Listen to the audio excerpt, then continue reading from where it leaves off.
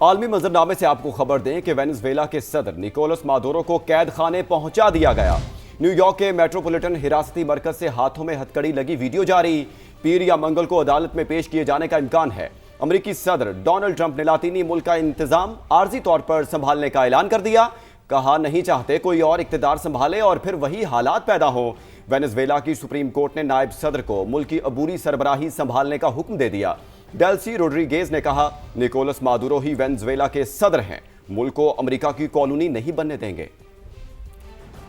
Venezuela के सदर Nicolas Maduro महल से जेल पहुंच गए। न्यूयॉर्क में मेट्रोपॉलिटन हिरासती मरकज मुंतकली की वीडियो जारी। हथकड़ियों में जकड़े मादुरो की सिक्योरिटी एहलकारों से गपशप। गैर मुल्की मीडिया के मुताबिक कल या परसों सदर मादुरो को अमेरिकी अदालत में पेश किया जाएगा। उन पर दहशतगर्दी, मनशियात फरोशी और असलहा स्मगलिंग के संगीन इल्जाम आयद हैं। अमेरिकी सदर डोनाल्ड ट्रंप ने वेनेजुएला का इंतजाम आर्जी तौर पर संभालने का ऐलान कर दिया। कहा नहीं चाहते कोई और इख्तिदार संभाले और फिर वही हालात पैदा हों। मारिया कुरेना मचाडो की मकबूलियत इतनी नहीं कि वो इख्तिदार संभाल सकें। We don't want to be involved with having somebody else get in. So we are going to run the country until such time as we can do a safe, proper, and judicious transition. Maduro and his wife will soon face the full might of American justice. She's a very nice woman, but she doesn't have the respect to be.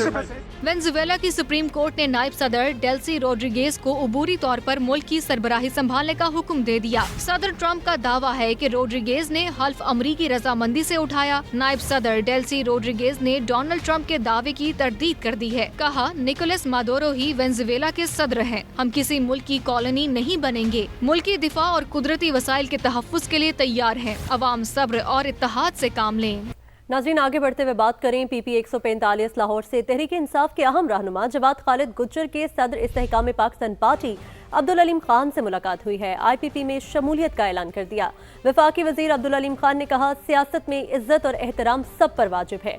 बदतहजीबी और गाली की सियासत नहीं होनी चाहिए। अब सियासत का नहीं, अवाम की खिदमत और मसाइल के हल का वक्त है।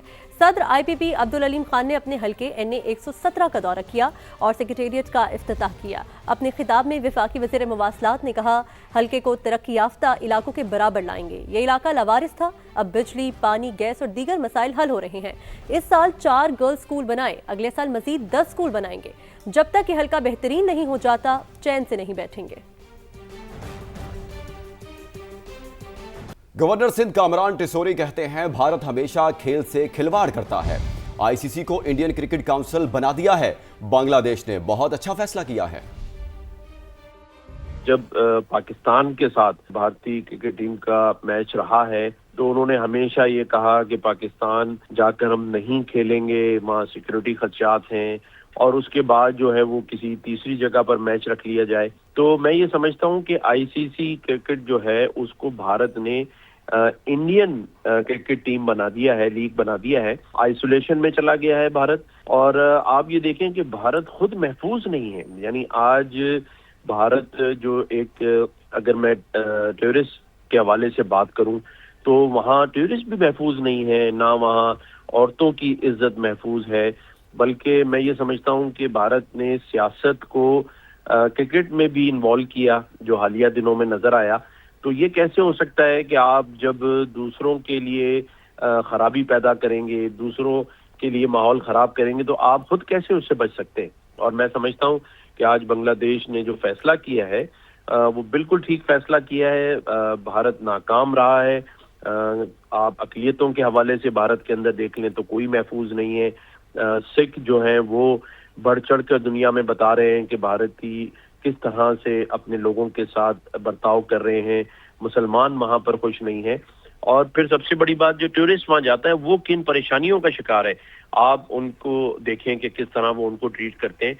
तो मैं समझता हूँ नरेंद्र मोदी की जो पॉलिसीज थी वो एक इंतहा पसंद पॉलिसीज की बुनियाद पे उन्होंने चलाया, और आज भारत जो है एक इंतहा पसंद हिंदू रियासत बन चुका है।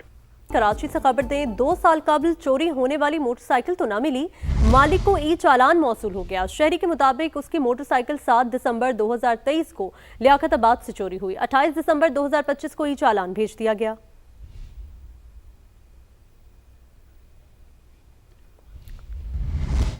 कराची में खुले मैन होल्स और नाले शहरियों के लिए खतरा बन गए। कुरंगी मेहरान टाउन में 5 अफराद नाले में जा गिरे।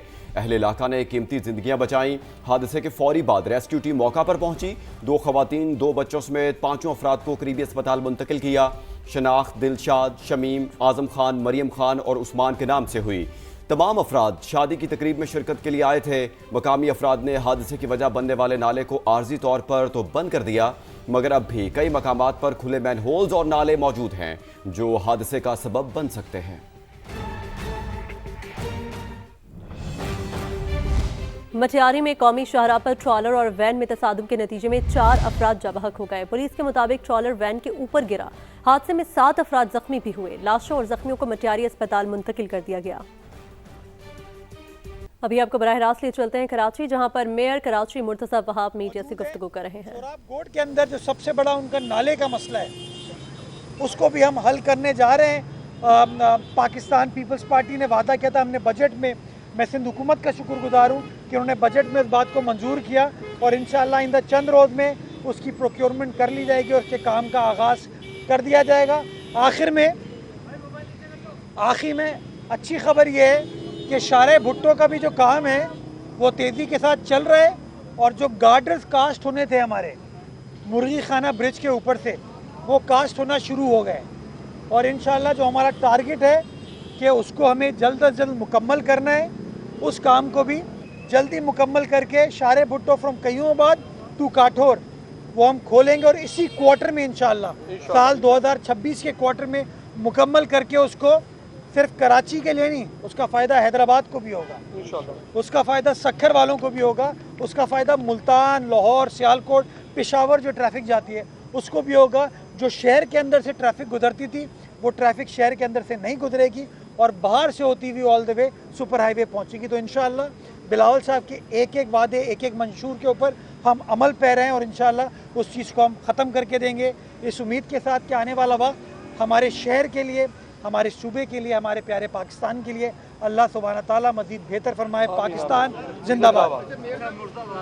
मैं पहले कहती हूँ सर, सवाल ये है कि आपने कहा कि शाहरुख को ठीक है वो भी हो जाएगी मुकम्मल, लेकिन एक बड़ा अहम सेंट्रल में जो करीमाबाद अंडरपास है उसके लिए आपने कई बार तारीखें दी हैं, तो कभी कहा दिसंबर में हो जाएगा, अब जनवरी भी आ गया, तो कब उसको अब कर देंगे? अब उसकी यार कई बार तशी करूँ आपकी कथा कलामी माफ़, कई बार नहीं, एक बार ही डेट दी थी और वो मैंने 30 सितंबर की डेट दी थी।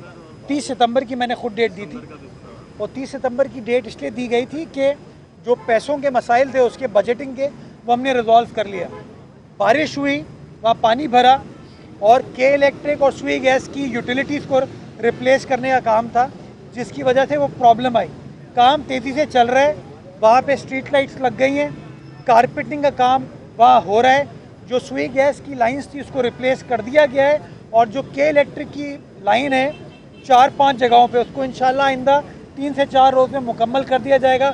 मुझे वहाँ की टीम ने यकीन दहानी कराई है कि जैसी के इलेक्ट्रिक काम ख़त्म करती है उसके 30 रोज़ के अंदर उस काम को मुकम्मल करके पब्लिक के लिए खोल देंगे। मुझे उम्मीद है कि इंशाल्लाह फरवरी के पहले हफ्ते में उस काम को मुकम्मल कर दिया जाएगा। देखिए, मैं डेट देते हुए, मैं खुद इंजीनियर नहीं हूँ, मैं खुद काम नहीं कर रहा, मेरा काम है उसको सुपरवाइज करना, उसको पुश करना। जो चैलेंजेस आते हैं, जो प्रॉब्लम्स आते हैं। मेयर कराची मुर्तज़ा वहाब मीडिया से गुफ्तगू कर रहे हैं।